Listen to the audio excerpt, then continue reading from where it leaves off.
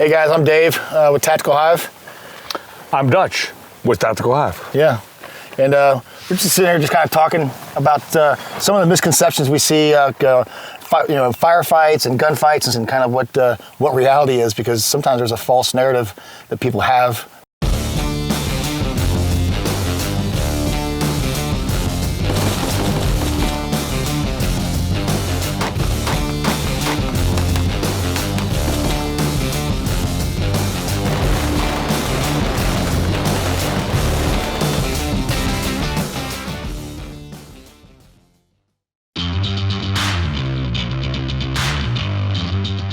You know, it's a very interesting thing, right? So people say, what's it like in combat?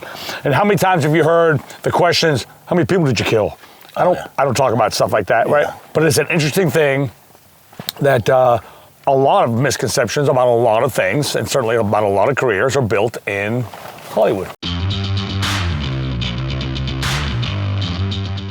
Celluloid, right? Celluloid, did I say that right? I think so, yeah. On the film, on the screen. Yeah. Oh, it must be this way to kill a bear. It must be that way to freeze in the water. It must be this way to rescue somebody, EMT style, to be a police officer in courtroom. It's because Hollywood said so. Same with real combat. So, what are the cool examples of Hollywood? The cool, like you were talking earlier, Heat. Heat's a great scene. There's a great scene in Heat. That's right. Yeah. Great scene in Heat. Yep. It's a great react to contact, to break contact scene right there. Yep. Michael Mann got that right. Was it Michael Mann? I think it was. I think so. They got that right. I don't know who had trained them, but it's not hard. Yeah, right? It was good. Good fire maneuver. You know, supporting assets. Yep. Mag changes, malfunctions. I don't know if there's a malfunction in there or not, but certainly mag changes. Yeah. And communication between the shooters. Yep. Changing mags, moving forward, whatever. Yep. Yeah. Looking at Saving Private Ryan. Awesome view. Now you can, look, all these things you can take them apart, right? Any technical guy can take these small things apart, where the goof was he didn't do this or didn't do that, or the machine gun wasn't the particular style of machine gun that the Germans used in 1944 on Omaha Beach. Whatever. Because there are people that do that, and that's fine. But yeah, that scene on Omaha Beach was super important. I think it's really important for Americans to know what those men went through on 6 June 1944. Certainly, the Germans could have pushed us off that beach and secured Normandy if Omaha didn't do well, and they were still nervous. Eisenhower was nervous about that on the ships, watching the action on the beach. So, yeah, it was certainly amazing. It's terrifying, and it was pretty damn realistic too. In fact, at Regiment in the Ranger First Responder program, they started using the opening scene of the beach. They use that soundtrack during RFR. So when you go in and you're working on the Rescue Annie doll and all that, you know, because they have those reactive dolls now. Okay.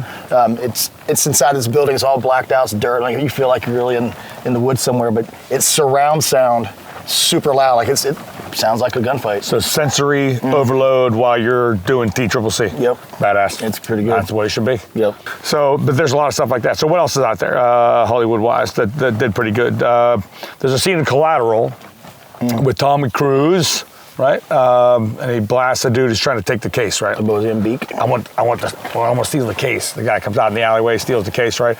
And he comes back out and he blasts him, right? Pulls from outside of the waistband, concealed, 2 shots to the chest, 1 shot to the head. And you're looking at it from sideways. So, you know, we talked about this a little bit. Are we checking the shots there? No, of course not, because it's an actor shooting another actor. There's no shots involved at all. So how accurate really was he? You know, you can obviously play the Mozambique drill or the failure drill quickly, but anyway, it was a good example of one anyhow. When it comes to my experiences on it, it's weird because there's different environments that have different. My experience has been different feelings in a gunfight. You know, fighting in Afghanistan, in the mountains of Afghanistan, wildly different than my experiences fighting in Iraq. You know, in a city, and different people too. Like, you know, fighting the guys in Afghanistan, very much different than fighting the guys in Iraq. Certainly. I tell you, for me, one thing that stands out is majority of, not everyone for sure, but you know, the majority of them, for me, my experience is, it's funny how things slow down. You know, things get super slow and like crystal clear focus. Not everyone, but the majority of them, especially in the urban environments. Some of the memories I can draw back to are like crystal clear. And it's the littlest things, like the way the door opened up, or, you know, coming around the corner and seeing a bed in there, which is different. It's not something you typically find there, you know, but those little things popping out to you. Yeah, I would say some of the same things you do remember. Typically, most men, I think, under high stress, cortisol dump, all that, they'll forget a lot of that. Mm-hmm. I'm not seeing the dot where I need to, or I'm not seeing those things. But to see clearly, or to remember clearly, your shots hitting where you wanted them to, and seeing other things around that moment at the same time is it's kind of fascinating, actually. Yeah. I'm not exactly sure how that works. I'm not a psychologist, but it's and stuff you can recall right now. Yeah, you know, 100%. Stuff that you did in 2005 in the Western Euphrates River Valley that you can recall right now, and that's a very interesting thing too. One unique experience I had, we rolled a striker, so a full 360-degree rollover. We hit a T-wall. We were the last vehicle en route to the target, and we were close enough to the release point that the ISR that was on the convoy, we pushed them over to check out the release point and start getting eyes on that. So we didn't have anybody watching us. The guy driving the striker was getting blind. He was getting dusted out and blinded out. So he was switching to his CVs, and I was in the back plugged in. I could hear the TC telling the driver, "Hey, little left, on course." Just getting little corrections, you know, little left. He gets more and more excited as he gives him more corrections, and all of a sudden, he's like, little left, fucking go left. And it sounded like an IED. It was so fucking loud, right? He ran up where there was a T-wall like this, and where vehicles had been going around the T-wall, it had wore out all the dirt. There's a big check, right? So when we hit them, those tires hit, the whole front of the striker came up. Those first 4 tires, no steering capability. He hit the T-wall, turned the vehicle sideways, and rolled a full 360. The reason I bring it up, because what I remember fucking go left, and boom. And then, you know, the guy sitting across from me, it's like slow motion. I was like, hey, here comes Kaler. There goes Kaler away. Like it was super slow, and then it goes away, and it's super slow, and then really fast again. Yeah. And then when I got knocked out, when it was all said and done, you know the Kevlar blankets in the bottom? Yep. I was actually under the Kevlar blankets, knocked out, and woke up, and you could hear, but I thought we were taking fire. You know, I thought we were taking contact. And what had happened is that it sheared off the RWS, and the 50 cal was cooking off outside. How about that? Yep. But we were so jacked up. One of the hatches had come open in the striker during the rollover, and we didn't even try to drop the ramp. We just saw a hole, and the first guy got up and he literally just nosedived right off the top. Get up and get out, yeah. Yeah, nosedived off the striker. How did she land when she was wheels upside up. down? Wheels up. Yep. Full 360. The TC, the only reason no one died. So to roll over a vehicle like that at 55 miles an hour and no one die, especially Top Gunner. Yeah, and what saved his life was not being in this instance. He wasn't shackled in, and when it hit like this, it actually jettisoned him out of the vehicle. He said he was like 20 feet above the vehicle when it started rolling. And then we found him. We thought he broke his hip. He was fine, but we found him probably 15, 20 meters from the vehicle. Where it threw him out. Holy cow. But it kept him from getting squashed. But it was just interesting. Again, everything went, and I can see it clear as day today, you know, with all the detail. But I remember thinking to myself, here comes Kaler. There goes Kaler. There comes Kaler. Too funny, man, too funny. Yeah. I read, try to read quite a bit, and I've read a lot of the vignettes of World War II and even Vietnam, like some of the backstories, and one of the common themes they asked all these soldiers from World War I all the way through to today, and the question is like, hey, what's the one thing you wish you would have trained on more? And almost universally, they all say PT. They wish they would have been, more PT. Even back in World War I, they were like, hey, more PT. Oh, 100%. Yeah. And SLA Marshall talks about this too. After World War II, they talk about the lack of realistic training when it comes to combat itself. So when did armed forces really start using more than just paper and, using cartoon targets? And then using cartoon targets that formed like a human. I mean, there's back in the day, right? You're shooting Ivan. Yep. He on the M16 qual range. Yep. You shoot Ivan. Ivan's just a shape out there. But at least he was in the shape of a person holding a rifle. And it's this evolution of training, right? We needs to get better and better. We need to consistently induce stress. And then, like you just said, through the vignettes, though, too, right? So history repeats itself. Let's use these same vignettes that we saw in the Great War on Terror, World War II, Vietnam, Korea, and then you apply them during training under duress. So we can dive into training. So how many training aspects that you train on wherever aren't trained under duress, whether it's the timer or under a heart rate, right? Or man versus man competition. Yep. Shooter versus shooter competition, forgive me.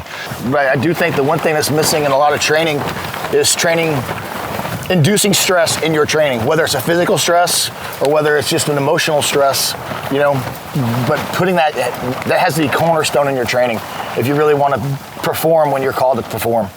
100%. I can't say it enough. And so even if we're on the line and we're doing shooting holes in paper, right, which is great, we got to do this, we want the muscle memory, if you call it that. We want to be able to be consistent, repeatable, replicatable, these drills that we do on paper. But in the end, I want to do a culmination shoot where you're running, it's a 2 to 5 to 7 minute culmination shoot where you're climbing, you're shooting from an angle, you're shooting steel targets perhaps.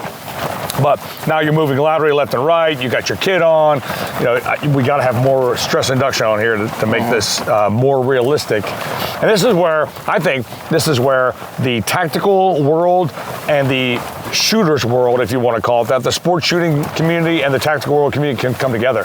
So you learn these drills, they are important, but they can't possibly take away from the real paint-on-paint battles that you may go through if you're a law enforcement officer or a soldier.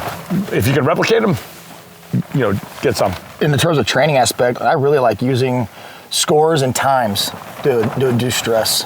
It's a great, you start to bleed accuracy, you start to lose your scores, but if you don't get your gun in the fight quick enough, if you don't meet the par time, it's a 0. Yeah. And I found that to be a really good stress inducer. 100%. Once that buzzer goes off, people, a little poo comes out sometimes. Mm-hmm. People don't like it. Yep. Stress, heart rate, stress, important. The training side of it, one of my favorite things we used to do, it was just kind of cool. It was unique because it was AAMU, but once I stood that thing up, at that point, once it was blessed off by the command group, the POIs that we had redone, it was, hey, go hire, again, it was Wounded Warriors, so I went back down to regiment. Guys who needed a break, guys who were going to trade for selection or whatever it was, I got, if you want to come here and help me do the training piece for AMU, come do it. The nice thing is literally right outside of our team room, we have a range. And then that's our personal range. It was kind of like stone soup. I brought in a squat rack. One guy brought in kettlebells. Everybody just kind of added to it. We made our own Barney Rubble gym. Your prison gym? Yeah, right there. But the cool thing was because we always had a 24-hour opening code on our stuff. We would come in and we would do PT and shoot at the same time. And like every week, one guy would be responsible. Like, hey, this is your week. On Friday, you're going to create whatever training event that incorporates physical fitness and marksmanship. Nice. And like the one that screwed my guys up the most. So we did all the physical fitness stuff, right? And all the pistol was scored. So that was the score piece, and you had your time piece. But the last thing before you stop your timer, what they didn't know, like the mystery event, was they opened up the ammo can, and there was a bunch of sewing needles and thread. They had to thread 5 needles before they could stop. So now their hands are shaking. Their visual acuity's kind of off. They're stressed from the weights and the running, and now they're trying to thread 5 needles. Cool. No, that's cool. You mentioned so your hands are shaking, you're right, you've got this heart rate going on, cortisol dump, you're stressed from the lifting. We just did a course just last weekend, and one of the students, I had him load and make ready a shotgun for the last station, and you could hear him say, "Come on, fingers." Yeah. He was blown, he was blown up by that, man. He was smoked. It was the last thing. It was about a 7-minute event, and he was, oh, come on, man, you got to make it work. Yeah. Yeah. You've seen it, right? You've seen it maybe at a road march or training where a guy has an unknown distance to go, but 300 meters from the end, he quits. Yeah. And he says, I can't go any farther. But if you only knew the end was 300 meters away, you could probably do it. So where is that? Is it a thing you count to 60 and you just count to 60 and you walk for 60 seconds, and then you just count to 60 and walk the next 60? Is that what you do? Is it, is the one foot in front of the other? Is the 100 meter to the next 100 meter? Is it, or that next telephone pole if I'm doing a road march, or is that next big tree or that next hill, then I'm, do it again and do it again. Yeah, the next goal. I don't know what allows people to quit. I don't know. In Ranger school, me and my Ranger buddy, we recycled mountains, and every day in mountains we were out in the field, in the woods, and be like, man, fuck this. Let's quit. Yeah, I'll quit if you quit. Okay, yeah, I'll quit if you quit. Yeah, okay, let's quit tomorrow. Yeah, no. And the thing was our thing was, yeah, we'll quit tomorrow. Because tomorrow never comes. That's right. That was just our bullshit talk back and forth. Okay, we'll quit tomorrow. No, okay. I really do. I find it fascinating, though, because the story of the guy who's doing the last SF march, and he's 300 meters from the end, and he decides to quit. And he gets put back on a truck, and he's getting taken to the finish line. And he says, he sees the finish line now, and he says, no, wait, no, just drop me off. No. Yeah. No. You said no. You dropped. It is fascinating to me. I don't know. It's got to be a psychological thing, right? Certainly not. It's not easy for everyone, and it's not made for everyone. But it is a very fascinating psychological thing to me to be able to just, okay, well, now I'm going to stop because now I can't go any further. It starts in your mind. For those of you who are interested in any kind of selection process, it's always in your mind. Mm-hmm. What are you prepared to do? Are you prepared to go this far? The blisters on your feet, or your ankles are broken, or maybe they're sprained, and you just keep going. Look at Goggins. He's a great social media influencer, blah, blah, blah, but he constantly goes. He just goes. And there's dudes out there that are like that. But what makes you keep going? It starts with your mind. It starts with your mind. For me, a lot of it times too is, I don't want to fail my comrade. I don't want to let them down either. You know what I mean? They're relying on me and counting on me to be there. So, that's another driver for me, not wanting to fail, the guy to my left and right. Totally agree. That's one of the most important aspects for sure. And then there's the competitive travel aspect as well. So how many times did you go to a PT test and go, yeah, I'm just going to do 50 push-ups and get up? Oh, never. We said it a lot. I remember saying it. I remember saying, yeah, I'm tired. I'm just going to do 50 and get up. But once all those men start doing it, no, we're not going to do that. I'm going to show you that I can do 100 or whatever it is. Talking about people like going to all the different schools, you used to go to these schools, and whether it's you name it, you go to a school, and a lot of them used to have to do a PT test for these different schools, right? Like, remember going to like PLDC and BNOC, and you're mixed with all these people from across the force, and you're sitting there, and I put people into two categories. I sit there and listen to them. Like, there's the guys, he's asking people in line, hey, what's it take to pass the push-ups? Yep. That's not the guy I want to be hanging around. I want to know, hey, what's max? What's the max for push-ups? Yeah. That's the guy I want to be around. That's what you want to try to do. My last couple of years in the Army, I was at the Army Marksmanship Unit, and I stood up the Wounded Warrior Training Group, and which was great. Honestly, it was probably my favorite 3 years in the Army. It was the give back was so amazing. Cool. To travel the country and teach everything from Tier 1 to initial entry soldiers, everything in between, right? But get people switched on to being, tactically mindset. Hey, you're training for a gunfight. Let's get real about what you're doing, and turning light switches on about, hey, you're here to enforce U.S. policies and directives with a gun. You need to be a proficient killer, and people aren't talked like that anymore. Do you remember, speaking of the evolution of how this all started, do you remember as a young Ranger just doing up drills of 2 shots, dropping the rifle, no additional sight picture, we didn't care. It was just 2 shots to the chest, drop the rifle. 2 shots to the chest, drop the rifle. Yeah, again, no third sight picture, no scanning of your area. I'm not a big theatrical guy, but nothing else. It was just 2 shots and drop it. Huge training score. And so we're going to build this muscle memory into somebody. We're going to build this habit into something that, and without a doubt, this evolved. I later graduated to a different organization that was much more professional. So now we're shooting 4 shots in the chest. We're looking at extra sight pictures now. And then that evolution, as soon as you start really going to combat, to stop the electricity of the enemy soldier is to shoot him in the face. And how many shots have you seen, or a guy moving left or right, whatever, gets shot in the belly with 8.55 green tip ammunition, and it doesn't stop him. And now we have to really bear down. If it's easy enough to shoot somebody in the chest, it certainly is easy enough to shoot somebody in the face. And that stopped the electricity immediately.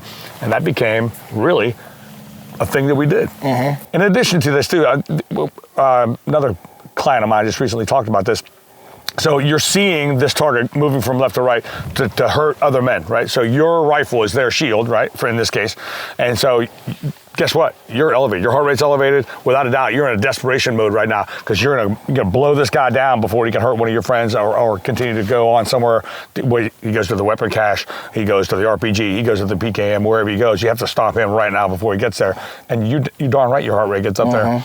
You know, a lot of people have trouble with this stuff.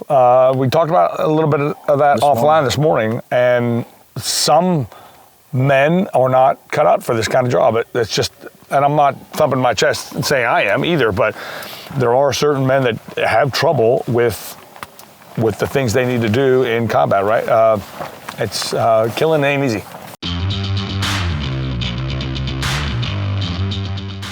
All right, so through this casual conversation, we hope that you got something out of it, right? So again, Dave and I just showed up, have a casual conversation.